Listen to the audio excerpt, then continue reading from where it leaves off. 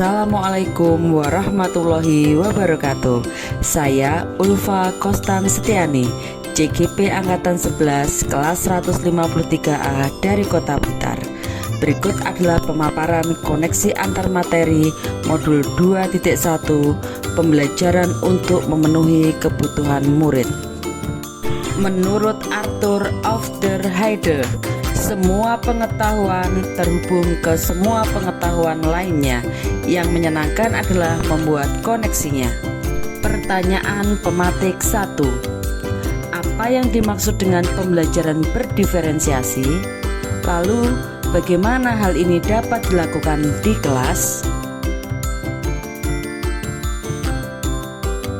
Apa itu pembelajaran berdiferensiasi? Pembelajaran berdiferensiasi adalah usaha guru dalam menyesuaikan proses pembelajaran di kelas untuk memenuhi kebutuhan belajar individu murid. Artinya, pembelajaran berdiferensiasi adalah pembelajaran untuk mendukung semua murid di kelas kita. Maksudnya, setiap anak adalah unik. Mereka punya kelebihan dan kekurangannya masing-masing. Begitu pula dengan minat, gaya belajar, kebiasaan, pola pikir, kemampuan literasi, dan lain-lain. Disinilah diperlukan usaha guru untuk dapat memenuhi kebutuhan belajar murid yang berbeda-beda agar mereka merasa nyaman saat belajar di kelas dan tentunya tujuan pembelajaran dapat tercapai. Agar dapat melakukan pembelajaran berdiferensiasi, guru harus yang pertama memahami tujuan pembelajaran terlebih dahulu. Yang kedua, menciptakan lingkungan belajar yang mengundang murid untuk belajar. Yang ketiga, mengetahui dan merespon kebutuhan murid. Yang keempat, melakukan manajemen kelas yang efektif. Dan yang terakhir adalah melakukan penilaian berkelanjutan. Berkaitan dengan kebutuhan belajar murid, guru harus memahami 3 aspek berikut. Yang pertama, kesiapan belajar murid atau reading. Yang kedua, profil belajar murid. Dan yang ketiga, minat murid. Yang pertama, kesiapan belajar murid atau reading. Kesiapan belajar mengharuskan guru untuk menilai pengetahuan awal dan menentukan apa yang telah murid ketahui dan di mana murid berada. Yang kedua, minat murid. Minat setiap anak pasti berbeda-beda. Minat adalah salah satu motivator penting bagi murid untuk terlibat aktif dalam proses pembelajaran. Dan yang selanjutnya adalah profil belajar murid. Profil belajar murid berkaitan dengan lingkungan, budaya, gaya belajar, dan kecerdasan majemuk yang berbeda antara satu anak dengan yang lainnya.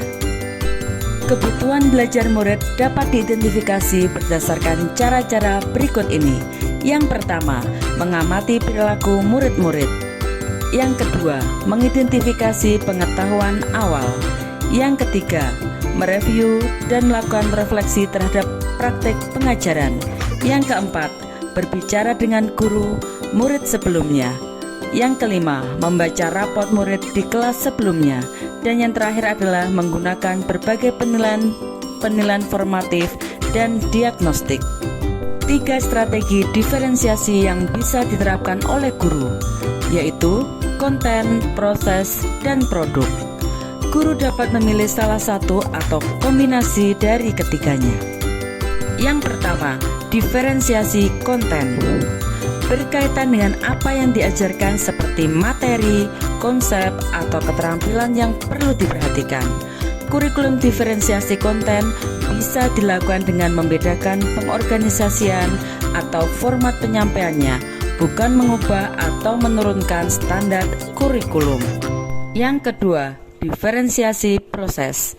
Berupa kegiatan yang memungkinkan murid berlatih dan memahami atau memakai konten dengan cara membedakan proses yang harus dijalani oleh murid. Dan yang ketiga adalah diferensiasi produk. Diferensiasi produk adalah bukti yang menunjukkan apa yang murid telah pahami dengan cara membedakan atau memodifikasi produk sebagai hasil belajar murid, hasil latihan penerapan dan pengembangan apa yang telah dipelajari. Pertanyaan pematik 2. adakah keterkaitan antara modul pembelajaran berdiferensiasi dengan modul-modul yang lain? Jawabnya, tentu saja ada.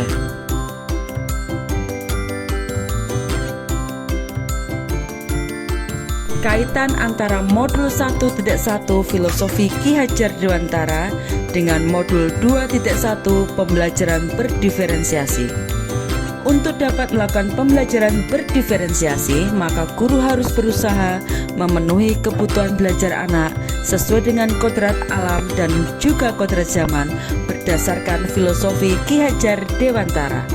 Tugas kita sebagai guru adalah menyediakan lingkungan belajar yang memungkinkan setiap anak untuk dapat tumbuh dan berkembang secara maksimal sesuai dengan kodratnya masing-masing, dan memastikan dalam prosesnya anak-anak merasa selamat dan bahagia.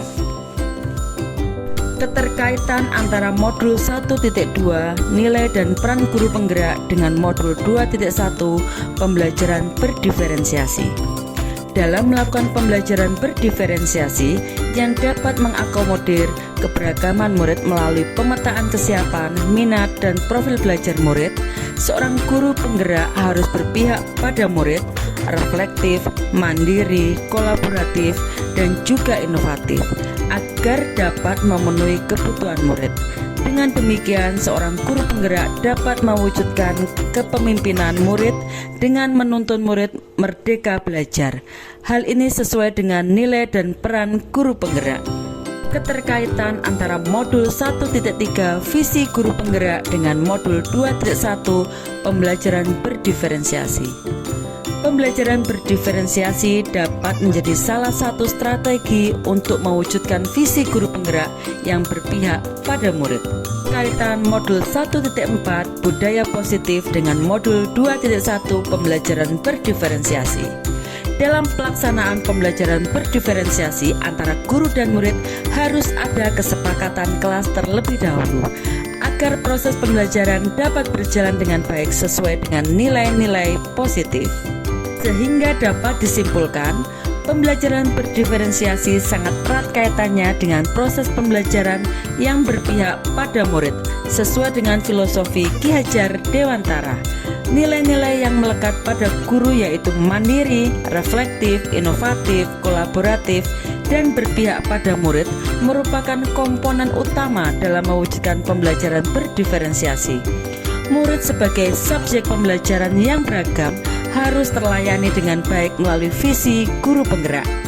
Dan yang terakhir adalah pembelajaran berdiferensiasi merupakan bagian dari budaya positif.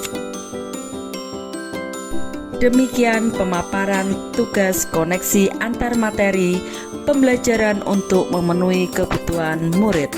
Terima kasih. Belajar adalah proses. Salam guru penggerak. Wassalamualaikum warahmatullahi wabarakatuh.